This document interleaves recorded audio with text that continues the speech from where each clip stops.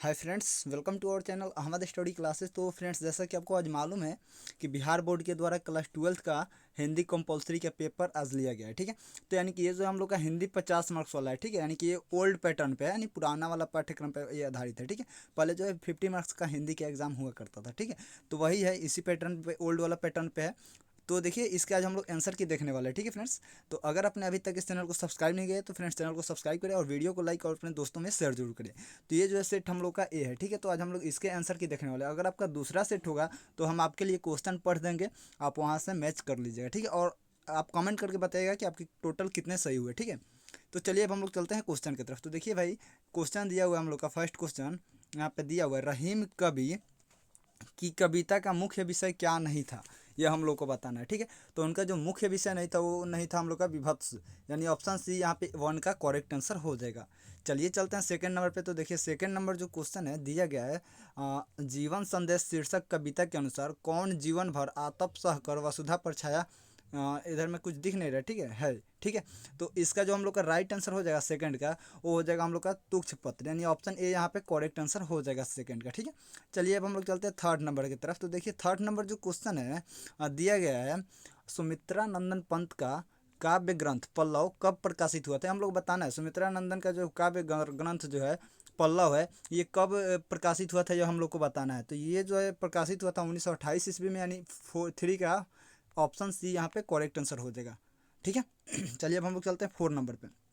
तो देखिए 4 नंबर जो है क्वेश्चन है, दिया गया प्रकृति के सुकुमार कवि किसे कहा जाता है। ठीक है, तो हम लोग सुमित्रा नंदन पंत को हम लोग प्रकृति के सुकुमार कवि कहते हैं। ठीक है, यानी ऑप्शन सी यहाँ पे 4 का करेक्ट आंसर हो जाएगा।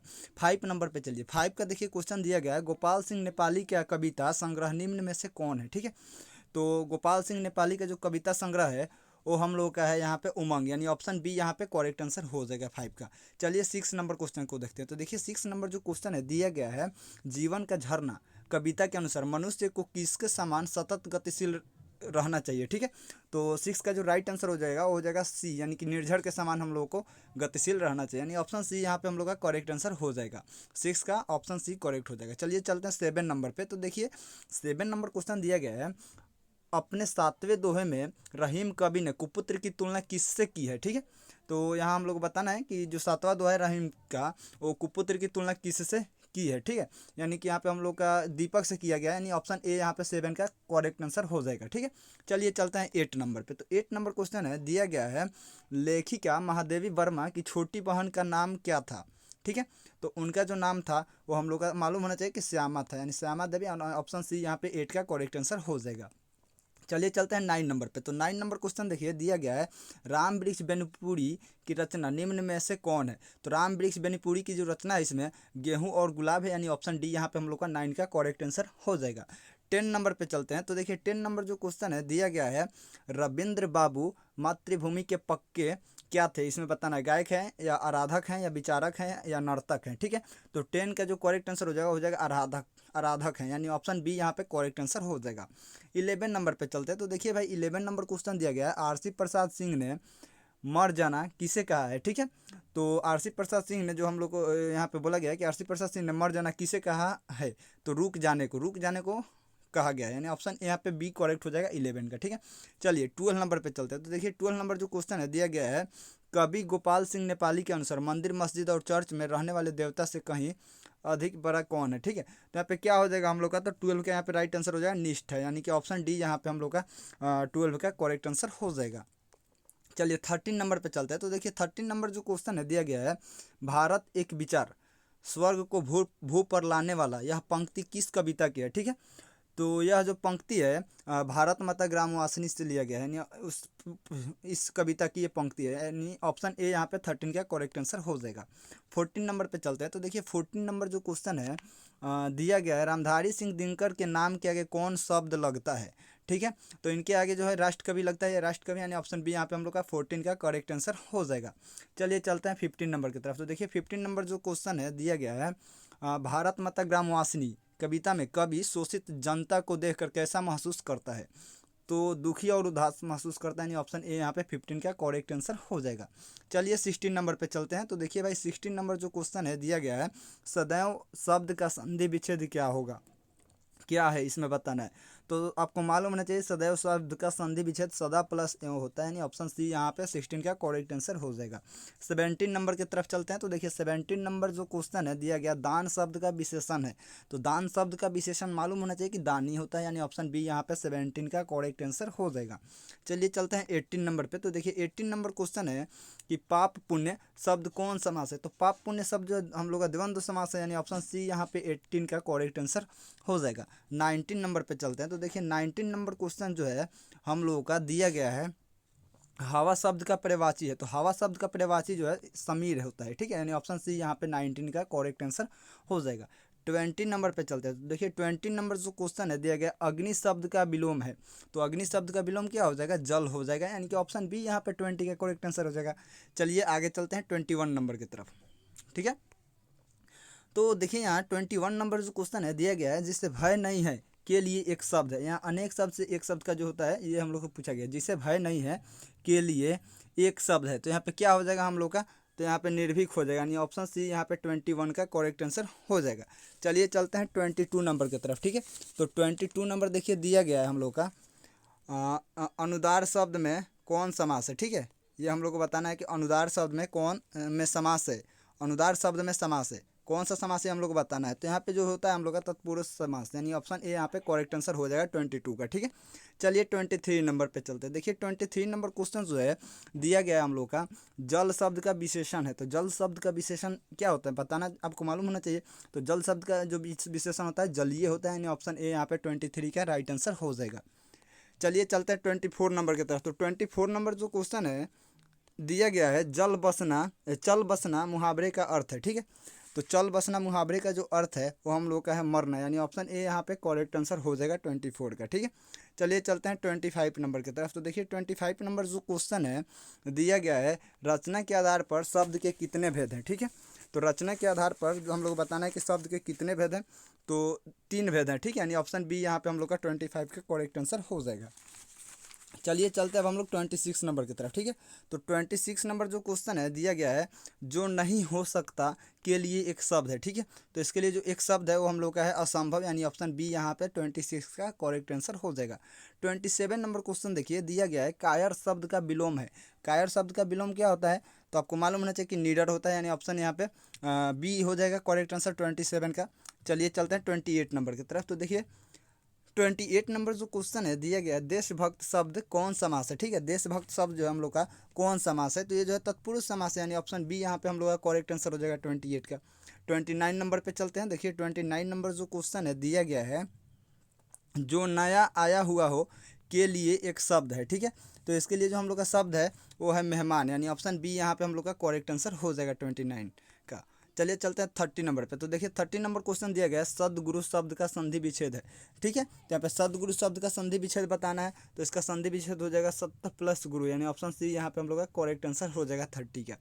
चलिए चलते हैं 31 पे। तो 31 नंबर जो क्वेश्चन दिया गया है निम्न में शुद्ध शब्द है। शुद्ध शब्द हम लोग को बताना है।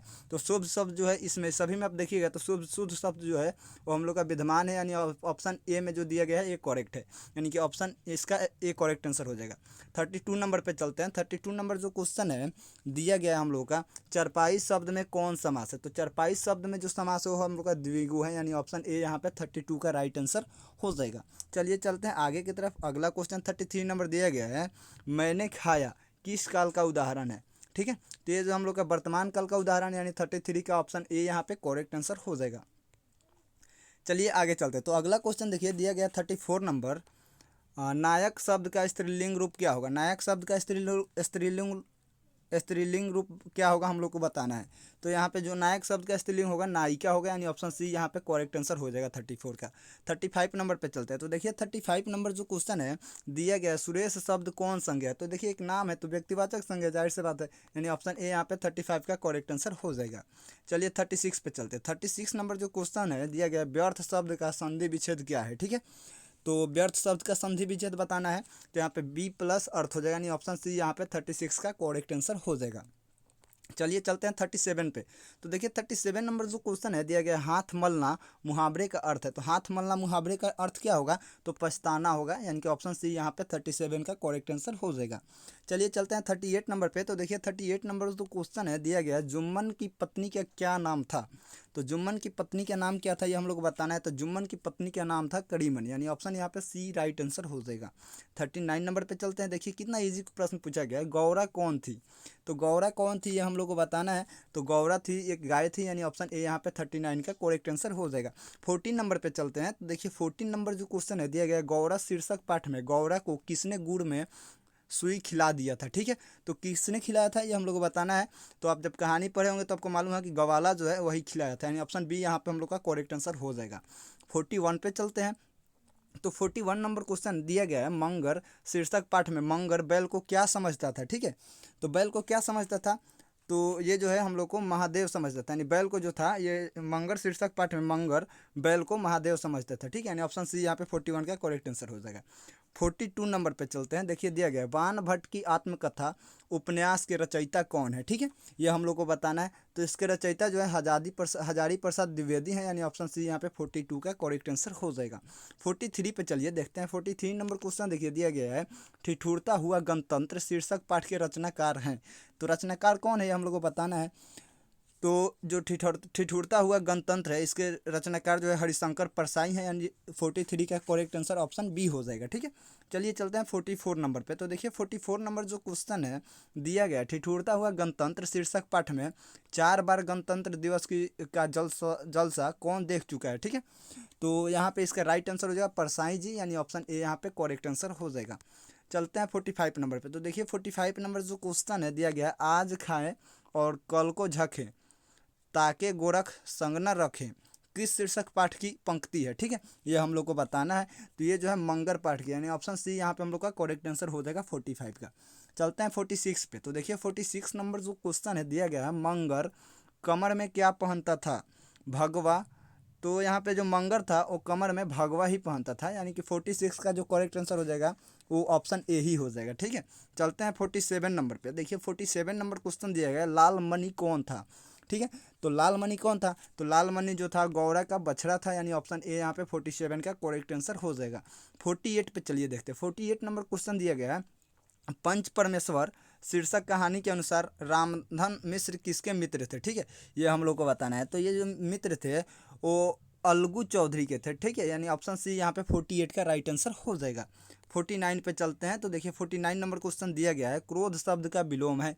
तो क्रोध शब्द का विलोम क्या होता है, तो क्रोध शब्द का विलोम होता है दया, यानी ऑप्शन ए यहाँ पे 49 का करेक्ट आंसर हो जाएगा। चलिए लास्ट क्वेश्चन पे चलते हैं 15 नंबर पे। तो देखिए 15 नंबर क्वेश्चन दिया गया है, दांत गिनना मुहावरे का अर्थ है। ठीक है, तो इस मुहावरे का अर्थ क्या होता है, तो उम्र पता लगाना, यानी ऑप्शन ए यहाँ पे 15 का राइट आंसर हो जाएगा, उम्र पता लगाना। ठीक है, तो फ्रेंड्स आज के लिए इतना ही रखते हैं। आई होप आपको वीडियो अच्छी लगी होगी। अगर आपको वीडियो अच्छी लगे तो वीडियो को लाइक, शेयर और चैनल को सब्सक्राइब जरूर करें। फिर मिलता हूँ आपसे नेक्स्ट वीडियो में, तब तक के लिए बाय।